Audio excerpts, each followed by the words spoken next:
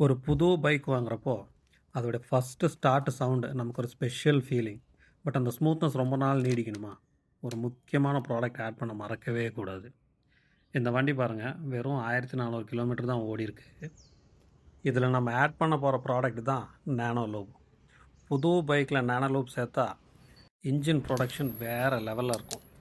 பாட்டில் open பண்ணுறதுக்கு முன்னாடி நல்லா ஷேக் பண்ணிக்கங்க. ஏன்னா இது பியூர் இன்ஜின் ஆயில் அடிட்டிவ், கொஞ்சம் திக்காக தான் இருக்கும். ப்ராப்பராக டைலூட் ஆனால் தான் இன்ஜின் ப்ரொடக்ஷன் பர்ஃபெக்டாக இருக்கும்.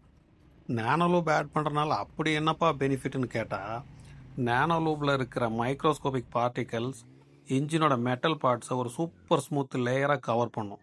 இதனால் இன்ஜினில் உள்ள ஃப்ரிக்ஷன் டிராஸ்டிக்கலி குறையும். அது மட்டும் இல்லை, பிக்கப் இன்ஸ்டண்ட்டாக இம்ப்ரூவ் ஆகும்.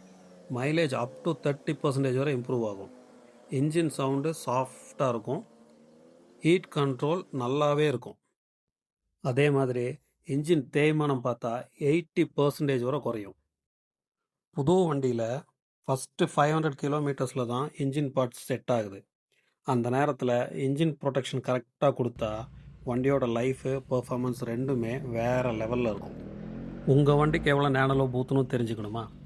கீழே தெரிகிற நம்பரில் காண்டாக்ட் பண்ணுங்கள்.